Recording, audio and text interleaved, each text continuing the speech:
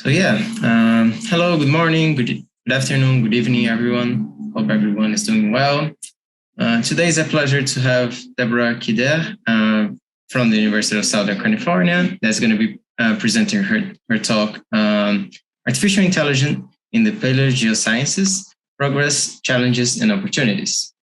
So before we go to Deborah's talk, we're going to talk a little bit about today's seminar's format, which is similar to previous talks from PERCS. We're going to start with these few slides of welcome and announcements, then followed by Deborah's talk, and then the moderated Q&A for about 10 minutes. And after that, we're going to have about 30 minutes of tea time, which is a good chance for people to talk about the talk, about Deborah's research. And today, I think it's also good. It's going to be a good chance for us to talk about her career path, which is not usual for academics. So I think today is going to be a great tea time. And remember that if you have any questions for Deborah for the Q&A, you can send them via chat to our questions host. That today is going to be Chrissy. And before we proceed to Deborah's introduction, we have some PERCS housekeeping messages. And it's important to say that PERCS values the participation of everyone interested in the paleosciences. And because of that, we welcome everyone to abide by our code of conduct. And if you somehow managed to get a link for today's talk and didn't abide by our code of conduct, please go to our website and do so. You should not be able to unmute yourself, but if you do for any reason, please remain muted.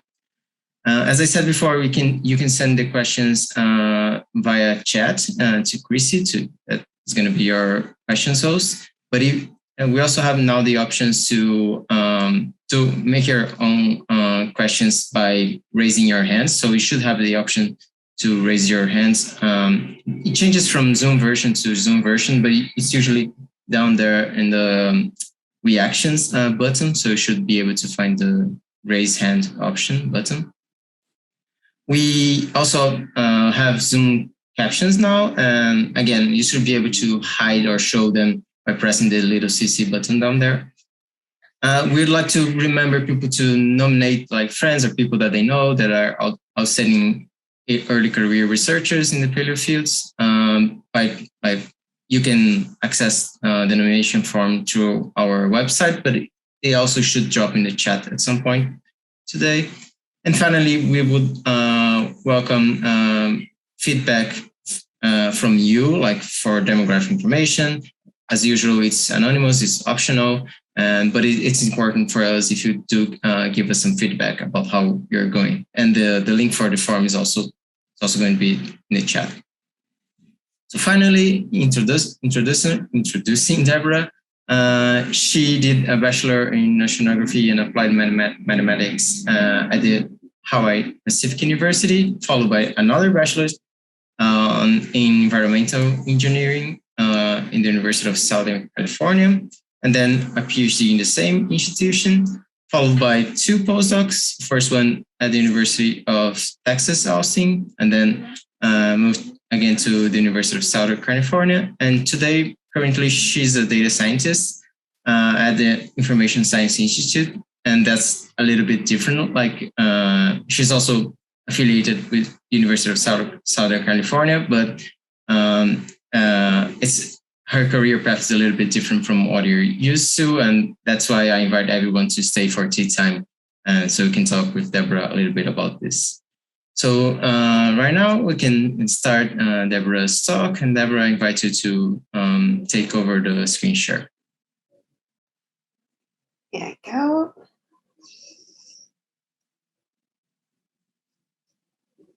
Yes. So in full.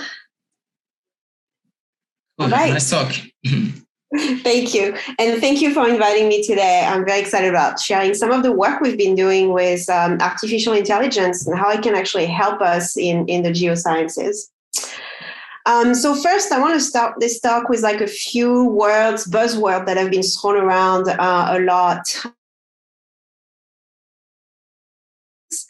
And if you want a definition, essentially it's a field that's focused on methods for extracting knowledge and insights from data. So the argument here is that geoscience is a data science, right? We all go out in the field or we work on computer simulations so that we actually get data. And then we try to understand how the Earth has changed in the past based on that data. So in a lot of ways, geoscience is a data science field. Another kind of buzzword right now is the field of artificial intelligence. And essentially, those are methods that computers can use to perform human tasks. And there is a huge overlap between artificial intelligence and data science, especially in what's been another buzzword lately, which is called machine learning. And what machine learning is essentially the idea of having mathematical models that can learn from data. And then there is now something called deep learning. And as its name indicates, it just goes deeper into the learning of the machine. And so I'll be happy to take questions about this if you're interested.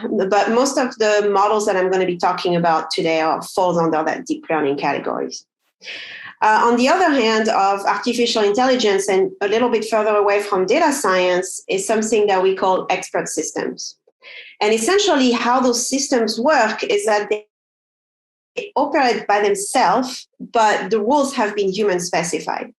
So the difference really between the two is that in machine learning, you kind of throw data at a computer and those mathematical models are going to extract insights about your data. Whereas with an expert system, what you're saying is, I want to capture the knowledge of a human, and I now want the computer to learn about that knowledge. So both of them are actually used a lot in the work that we do. So what does my group do actually at USC? Essentially, the question that we've asked ourselves a lot is whether artificial intelligence will be one of us. And if you talk to some of the people I work with, what they're hoping for is that in the near future, we will be writing papers alongside an AI, and an AI would become a co-author on our papers. What I'm hoping for, maybe my goals are a little bit smaller, is that AI can really help us reduce the time to science. So instead of us performing a lot of tasks that takes time by hand because basically we're humans and parallel processing is not exactly our forte, we can actually use a computer to really help with those tasks and help with like things that we're not necessarily interested in doing, but are necessary to advance science. And then we get the results and we do what we are good at as human beings, is actually interpret our results and make connections from them. So I'm going to throw you in the future for a minute or two and think about the world of Star Trek and how it works. Essentially what we're trying to create. We're trying to create a world where a captain or a policymaker basically wants to be able to make decisions based on timely science results. That's his goal. And so what he will need to do is talk to a science officer, Spock here. And what Spock's job here is to understand what his captains mean and actually then find data that's pertinent to the problem, run the analysis, and interpret the results for his captain. And for this talk, since it's about 30 minutes, this is really what I'm going to be concentrating on. But we've also been doing work on the other side of things, which is how can we use AI to help us communicate with stakeholders? And that communication kind of happens at many points. It happens at the beginning. You need to understand people's concerns so that whatever you're doing as a scientific study, answer that concern. And also at the end of the study, you actually need to be able to tell them what the results are and how it actually affects their lives. And so I think as we've seen lately, what we've been doing hasn't really been working. So the idea is, can we actually leverage some of the AI ideas to help with that communication? And if you're living in the world of Star Trek, hopefully what we want essentially is for a computer to be doing all the groundwork and for us to really be doing what we do best, which is that communication. So concretely, what does that mean? So let's say that somebody at a high level wants to understand changes in ocean temperatures. What would happen is that the science officer then needs to make a request to the computer. And so it could look something like, computer, search for records that represent sea surface temperature over the past 10,000 years and run spectral analysis. So we don't live in the world of Star Trek, but we're close. And this is charming in case you can hear her. Sorry about that. But what we have is essentially those workflows. And this is not necessarily a computational workflow. I'm going to get to this during this talk. But this is what the steps that a scientist would take to actually be able to run the analysis that Spock just described. So in short, what you want to be able to do is query a data catalog, download the data sets, run the spectral analysis, and then visualize and interpret the results to communicate to his captain. So to be able to do this automatically, for a computer to be able to do this, really the key thing here is that we need to standardize. We need to standardize our data, we need to standardize our code, and most importantly, our code has to be working with the standard. And that's what I'm going to be talking about in this talk, is basically how we've been working toward that standardization and essentially moving toward more AI system that can actually perform those functions. So most of the work was done under a project called eoPERCS that basically brought together computer scientists in red and climate scientists in green. And the first thing that we've had to ask ourselves is, what is a standard? I think we all understand at the fundamental level what we mean by this, but it was actually kind of hard for us to come up with a definition. And essentially, we realized that for data, at the very least, it boils down to three things. The first one is that you need a standard representation for the data. So you can think about it as having a box, and then how do you fit smaller boxes into that big box called a data set? And what are the kind of information that each of the box represent? So in this case, things like name, the values, the units, the abstract, the instrument, whatever you think is necessary essentially to describe your data. So now that we have the boxes and their labels, the next thing we need is to actually have a terminology for the data that is standard. So let's take one of our favorite proxy here, which is stable oxygen isotopes. There are many ways to spell this out. I'm just showing you two here. And for a human being, we can probably make the connection. For a computer and for code, you kind of need to be exact. And so we need to decide what we're actually going to call that quantity and what it is labeled for a computer. And finally, for a computer, or even for us to be able to do any of the work, we need to know what will be in the box. So it's great to have the labels, it's great to have the standard vocabulary, but we also need to know which boxes are going to be filled out no matter what. And so essentially, what we need are standard guidelines for reporting the data. So here in green, I'm showing what would be necessary to be called, for example, a paleoclimate dataset. And if you are going to report your data to any agencies, then it would have to contain at least those kind of informations. So how does that work in reality? So this is work that we've done, and I'm just going to talk about it at a high level. For the standard representation of the data, we created a data format called LIPID for linked paleo data, which was then formalized into an ontology. And the ontology is essentially what AI uses as a brain, like those knowledge system that I talked about before. That's what they use to actually reason. So think about the ontology as your brain, as a human being, and that's what the computer will use to actually be able to make inferences. The terminology for the data is not something we worked on. This was tremendous work by NOAA. They actually took all of the paleoclimate data set that they had available and actually tried to create a thesaurus of terms and showing the preferred spelling for certain terms. But essentially, with that thesaurus, what we can do is that even if a human being gives the wrong spelling, we can actually teach a computer to go and get the right concept. And finally, for the guidelines for reporting data, we worked on something called PERCS, which was a reporting standard, crowdsourced reporting standard for paleoclimate dataset.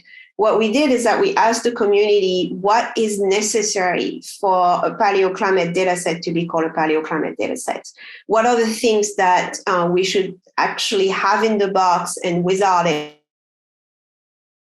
And so with those three things now, we can actually start working with a computer and teaching a computer what paleoclimate and paleogeosciences as a whole are about and how to reason over it.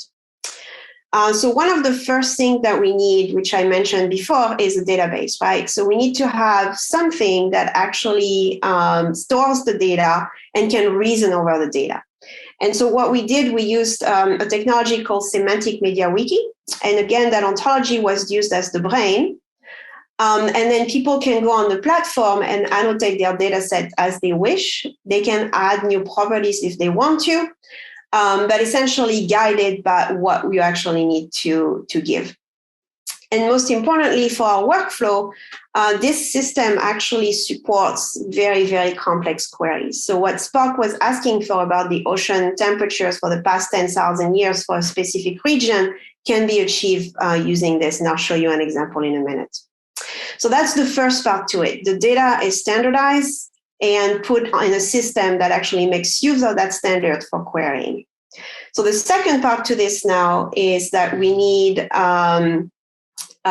code for the analysis. And so we worked on two things, something called Pyleoclim in Python, which is essentially a package for the analysis and visualization of paleoclimate data. And we also have its little brother in R called geochronar. And they do similar things, but also very different things. They're actually meant to work together, even if they're in different languages. But for Pyleoclim, that package works with data stored in a lipid format. Again, because I have that standard, I know how things are called, and I know essentially where things are.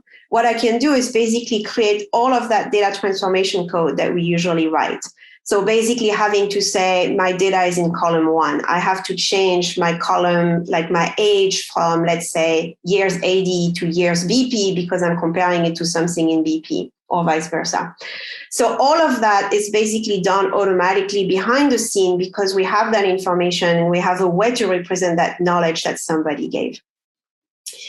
So this is essentially just a little bit of a code to show you how it works. What I can do is basically on my computer, grab an entire folder with those files in.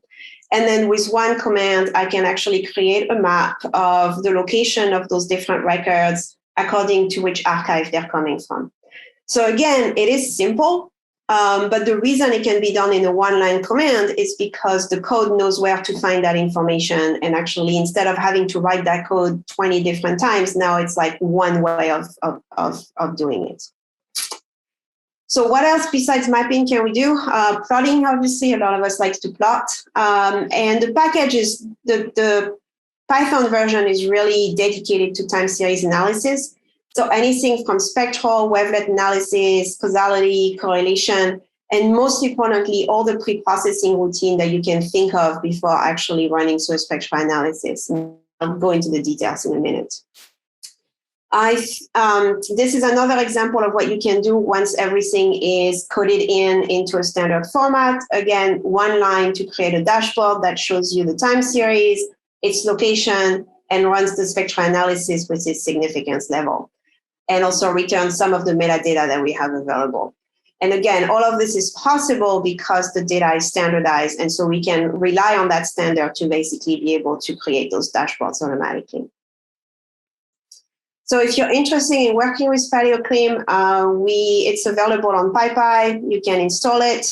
I encourage you to check those two links at the bottom to actually get a little bit more information about Pyleoclim and the material that's related to it if you want to try it out. So going back to that workflow, how far are we of getting a computer to actually do this automatically? So very close, actually. So if you use the linkers database, you can actually create that query. Well, not close to talking to the computer, that's a different problem. But if you can actually structure it in a language the computer can understand, what it's going to do is actually go and get all of the data sets that corresponds to that query. And so they come to you in that nice format that's ready for analysis. So the second part to this, which is the spectral analysis part to it, again, we have code that allows you in very few lines to create that entire workflow of standardizing, detrending, running spectral analysis. And something I forgot to mention prior to this is that Pyleoclim is is able to run with ensembles, like age ensembles. So if it's stored in the code, it will actually have method that allows you to take advantage of those ensembles. And then Pyleoclim can also help you with visualizing and interpreting your results. So this is just the visualization for that ensemble spectral analysis. So each of the line represents one of the age model members that were stored in the file and running that spectral analysis on it. And again, being able to plot it in very, very few lines of code. And so again, reducing essentially how long it takes to do science, because we're essentially getting rid of all of the data transformation steps that are actually really, really time consuming. So that being said, there is still work that we can do. And there's two bottlenecks that I want to talk about and kind of tell you what we are actually doing to remove them. And the first bottleneck really comes from that first step, querying the data catalog. Fantastic if the data is already there, but if you've been part of any work involving compilation, you know that it takes a lot of people to annotate the data set to be able to put them into that standard format. So we're working on two things for this. The first one is to try to actually take data from NOAA and soon enough, teach a computer to read the text and fill out essentially those boxes for us. So that's something that's coming up. We're not there yet, but it's something that we have in the pipeline of like, now we're going to leverage that artificial intelligence to read essentially those templates. The second thing that we've been working on is whether or not we could actually help with the annotation itself. So even if we still need a human being to annotate, can we actually help that human being and make it faster? And so this is work that was done by a master's student in the data science program, Shravya Manetti. And the question is essentially, can we create a recommender system for paleoclimate data? So what's recommender systems? I'm sure you've heard about them or at least been exposed to them if you shop or watch Netflix or any of this. So the ones that you probably heard of before are collaborative filtering. And in this case, what they do is that you're a user and there are similar users in the database. And one of those users have liked an item, and therefore the recommender system is going to recommend that item to you based on the similarity of taste between two users. So that's collaborative filtering. In content-based filtering, it's really looking at your history of saying, okay, I'm a user, I really like that article, for example, and therefore the system is going to recommend an article that's very close to what I've read before. And so sometimes those two actually put together to actually give you a recommendation. And there's a third type of recommendation that's also very important, which is called sequential recommendation. So in the previous two, you really were caring about the user long-term history. In sequential recommendation, you really care about the short-term interest in a session. So let's say I'm a user and I want to go on an e-commerce for shopping and I buy soccer shoes. So I have interest in soccer right now. And so the next thing that the system could recommend, instead of recommending different shoes, it would be to recommend a football because I might need the ball to actually go and play. So that's the idea of instead of taking the long-term preferences, we actually care about short-term. And we took advantage of this to build essentially our recommender system with the recognition that really what we cared about is that short-term interest in entering data. So how does it work? Essentially, we kind of use the same system that that you see on your phone if you try to do text recommendation. And the idea is that you give a sequence of words to the system, and then it will predict the next word. So you could say the man is walking, and the next word that we'll be predicting is down. So we created a system essentially where we consider the annotation task to be a sentence. And by this, I mean, a researcher would first select what archive they've been working on. They would tell me what measurements they've made, what are the units of that measurements.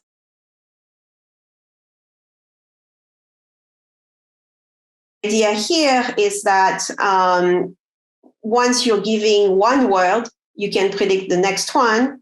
Once you're giving 2 words, you can predict the units, and so on and so forth. And so really what we were trying to do is say, okay, instead of you having to type the information, we'll allow you to select it.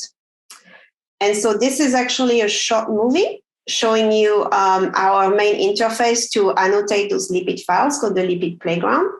So I can go on the system and, for example, select the call. I can enter other type of information, but I'm skipping right now to enter paleo data information.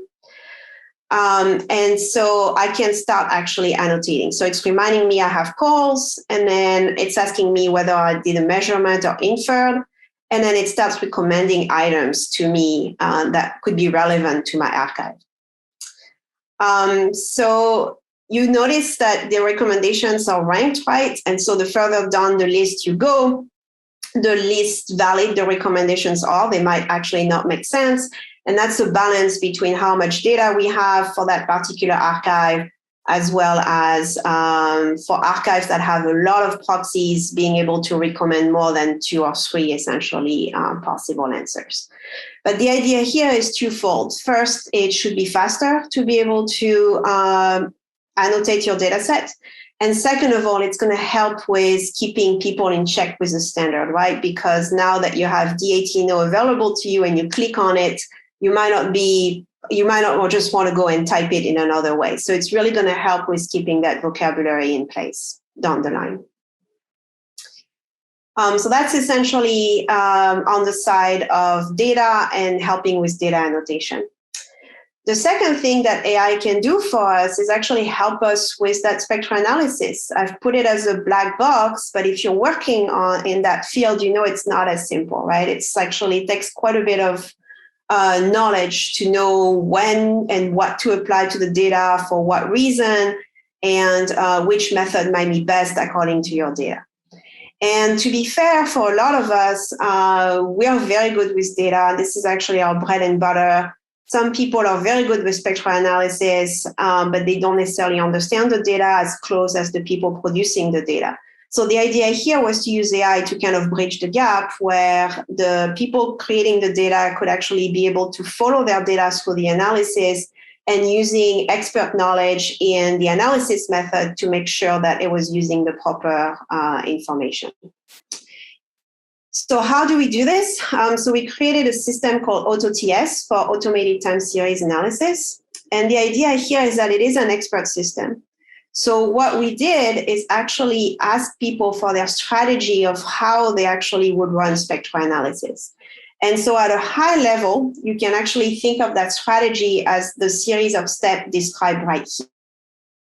I'm going to standardize, I'm going to detrend my data, I'm going to remove outlier, I'm going to hypothesize over missing values if needed, I'm going to perform the analysis, I'm going to perform significance testing, and I'm going to visualize my results. So that's my very high level template that I want to follow. It's the recipe if you want to think about it this way. But then for each of the steps, what happens is there are a variety of choices that you can make. So for standardized, not so much, but for detrending, you can choose to do a linear detrending, a polynomial detrending. There are various basically methodology to do this. And which method you choose kind of depends on 2 things. It depends on your data, and it depends on the methodology that you're using downstreams. So on the data side, for example, if you have a nonlinear trend in your data, then linear detrending is probably not appropriate. And you shouldn't be using that method just based on the fact that the data doesn't have a linear trend. So the system has to sense essentially whether or not the trend is linear. For the second part, which is which method is appropriate. So if you're working in spectral analysis, some of the methods, like the first 3 on this diagram, requires for the data to be evenly spaced in time, which means that step is needed. So you have to make the decision on how you're going to fill in the blanks. For these 2 methods, that step is not needed. Those methods actually allow the data to be unevenly spaced in time and to actually be used that way. And therefore, whatever the system is needs to know to skip that step altogether and not do it. And also the system needs to understand the trade-off in those methods. and which one might be more appropriate according to what questions you're actually going to ask. So we haven't solved that third one yet, but we've solved the first two using a system called WINGS, which is basically a smart workflow system. So it's capable of actually understanding abstractions. So that abstract workflow of I'm going to standardize, detrend, remove my outlier. So that strategy that I showed you on the previous slide. And then according to rules and sensing the data, I can choose which method to use, which methods are appropriate, and run basically everything that would be appropriate for you. So how does it work? So the first thing is that it has to actually sense the metadata, right? So essentially you can say, do I have a trend? You can put it as a piece of metadata that says false or true. So in this case, I think it was showing has missing value, yes or no, is evenly spaced, yes or no. So again, as a human being, you know how to do it. You can do it with code as well. But what this system does is automatically for you tells you, yes, your data is unevenly spaced. So once it has that information, the next step is to actually say, okay, now that I know my data is unevenly spaced, what can I do to fill out in that template? What analysis methods are actually appropriate? So I'm going to focus on the analysis itself. And again, we have 5 different methods. The MTM, periodogram, and Welsh requires the data to be evenly spaced. And so what we can do is actually put a rule in computer language that says, if you're using this method, is evenly spaced, so that piece of metadata that I showed you before has to be true. But if the method doesn't require it, then I can say is evenly spaced can be false. And so what the system is capable of doing is essentially adjusting, reasoning over this and say, okay, depending on whether or not the data is evenly spaced and the method, I need to run that step or not. And so how it ends up working is that if the step is MTM, it's going to recommend one of the interpolation method. If the step doesn't actually require the data to be unevenly evenly spaced, then it's going to skip over it. And it's shown by not showing you the green box. So I'm going to show you a demo of how it works as a user. And if you're interested in it, email me. I can give you an account. But essentially, you go on the system and you ask for whatever workflow you're interested in. So this is our spectral analysis workflow with its standardization, detrend, detect and remove outliers, and so on. So once you're happy with it, you can actually select your data. So here I'm using generated data. And then you plan your workflow. And what WINGS does is essentially giving you every single combination, possible combination to run this. So in this case, it selected that method that does not require the interpolation. So it's actually blanked out. It doesn't show. Here is another workflow where now the method will require that linear interpolation, and it's going to tell you that it's going to be running it. And so I'm scrolled down a little bit, but you see how many combinations are possible. So it would be very hard as a human being to actually write code to be doing this and efficiently execute this. So WINGS also is capable of deciding what steps have already been run across different workflows and not rerun them 20 or 30 different times. And then all of your output and intermediate information is accessible to you. You know what happened. It also tells you again what workflow was used for that particular execution, that template, and it shows you the actual executable workflow. So which functions were actually called in, what data was being produced, generated, and what is the unique identifier for that data, so that you can go back and look at what WINGS did and the decisions that were made, and you can decide whether or not you agree with them. You can make a choice of what you think is the best interpretation. So it could be, I really think that method is the best and I'm only going to use that result. Or, well, I've run everything and it looks like my results really, really depend on my methodology. I should probably question whether or not my results are robust. But again, here the idea is to really reduce the time to science.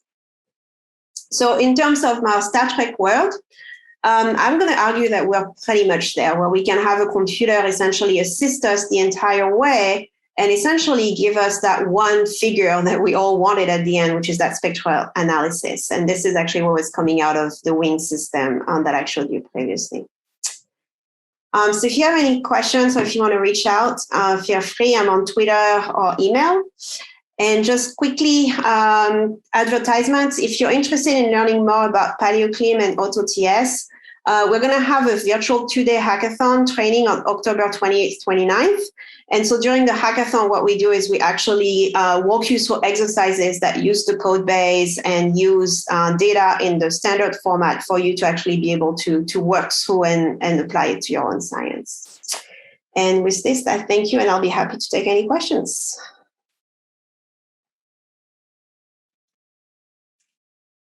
Thank you, Deborah. That was a super interesting and very useful as well talk. Thank you very much.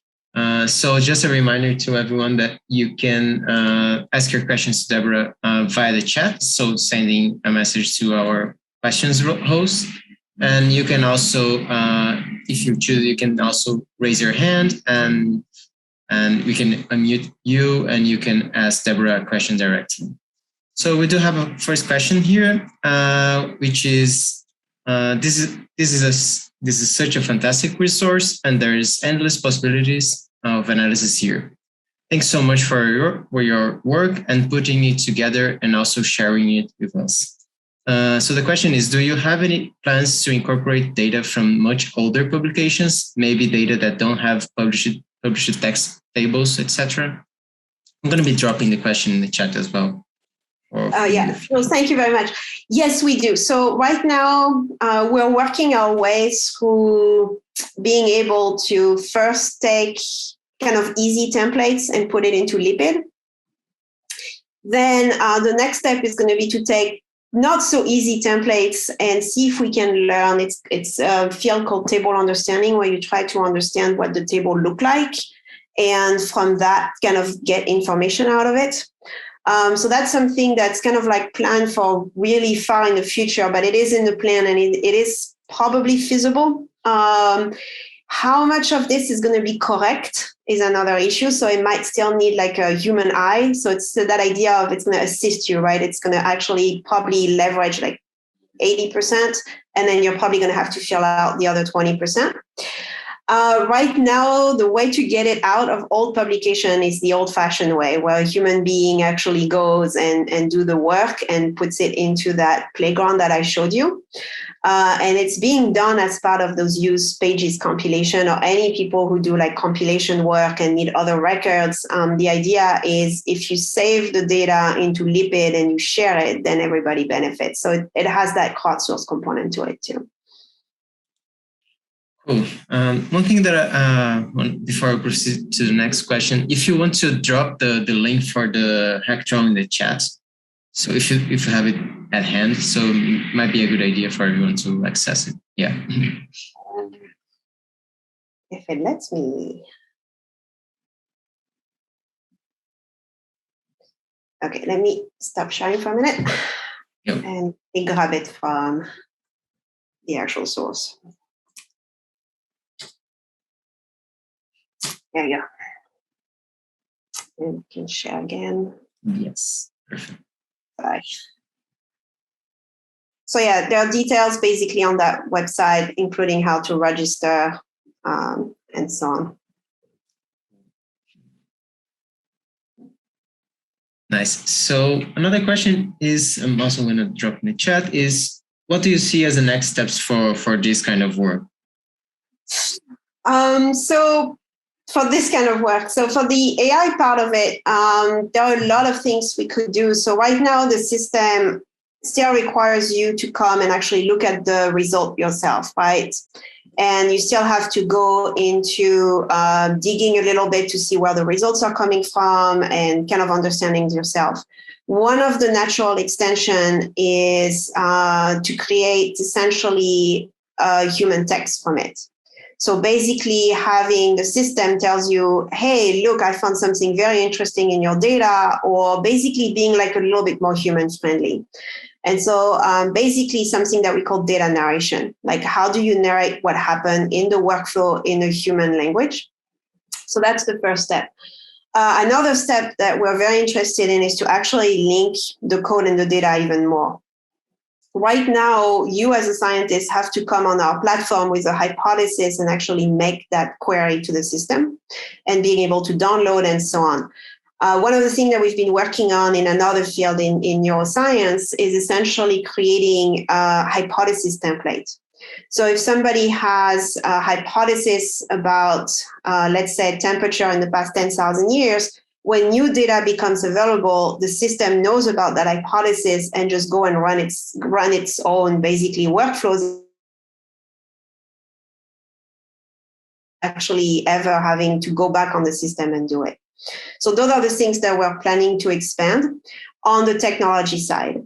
There is also a huge human component to this, which is it's great to have technology, but we need to learn how to use it. And so we've been working a lot on trying to get the community interested in this and participating. We actually just got another round of funding for Pyleoclim to actually bring it to the community, like more hackathons, for you to be able to tell us what you actually need and want. Like right now, we're kind of creating functions based on what our proposals are about. But the idea here is that it's really going to become a community code. And if there is something you really wanted to do, we can work together so that it can actually start doing it. So there is all that training and community engagement as well. So there is training the AI and training the humans. Nice. That would be very nice. So yeah, we do have other questions. So next one is, what other proxies do you think would lend themselves very well to being added? You mentioned that delta oxygen would be, but you mentioned that oxygen, but what about things like corals or speleothems that aren't as well dated and well constrained? I'm gonna drop this in the chat so you can read it too. So we're proxy agnostic. With linkters, I'm less proxy agnostic. I tend to check on things that I understand more. Like my background is in paleoceanography, not necessarily like I've worked a little bit on speleothems. So that's why my demos, sorry about this, were more like on the recommender system basically works with everything we had in the database. So this is how we trained the model. And so we had compilations coming from Pages 2K, which had a lot of archives, 1012K, PaleoMod, and I'm going to forget a few, and two more, ISO 2K, I believe, and something else. And so basically, again, it's a recommender system. So if you go on the platform and somehow we have access to your file, then the system is going to learn, right? So if you start entering a lot of speleothem data, it's going to learn a lot about speleothems. That's basically how it works. So right now, yes, it is biased towards whatever archive we had in those compilations.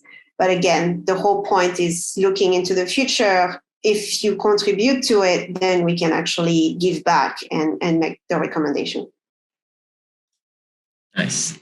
And another question is, how easy is this code to learn from a non-specialist coder? You mean Pyleoclim? Yeah. So our first hackathon was in February of this year, and we had people who had never touched Python, all the way to people who actually knew Python very well. And somebody actually made us a very nice slide. Like they had never touched Python. And at the end of the 2-day hackathon, they felt comfortable using the code for their own research. So it's fairly quick. We're also working now with a project called Project Pythia. And their goal essentially is to teach Python to, like the Python that's needed for geoscience to people very, very quickly. So they're actually building resources to learn Python within like a week, essentially. So I would say the code itself is very easy to learn if you don't know. Learn Python. For autoTS, the whole system was created for non-coders. you do not have to touch the code. Like the code is entered for you. All you have to do is basically what I was showing you in that demo, go on that GUI and click. Now, if you want to contribute to the code and you want to contribute to the rules, then yes, of course, like at this point, we will need code from you. And rules, I'm not going to ask you the computer language rules, but we would need a human readable rule. But it is extended. We can extend it. So there's another question in the chat right now. And the question is, I think you can read it. I was one of the participants in the, it's just a comment actually. She was one of the participants in the hackathon and really recommended it to other people. Thank you. Okay, so yeah, I think that was for all the questions. Yep. So yeah, I'm gonna take the screen share. Thank you very much, Deborah. Thank you.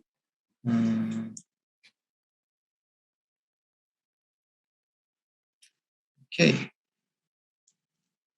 So thank you very much again, Deborah. To everyone that is still here, again, we're gonna drop the link for the form for the feedback. So feel free to answer the questions if you want. And also I invite everyone to join us next week for our next talk from Tripsy Bhattacharya, and she's gonna be talking about Pleistocene hydroclimate. After Deborah's talk, we invite you to join us for tea time. It's a good opportunity for everyone to talk about the talk, about her career path and everything. Also a good chance to talk to meet new friends and talk to older ones and discuss with people from different backgrounds. And then you can go back to your regular day. So before tea time, we have a short break of 2 minutes, and you can use this as a chance to go to the bathroom, grab something to drink, and you're gonna hope to see each other in 2 minutes.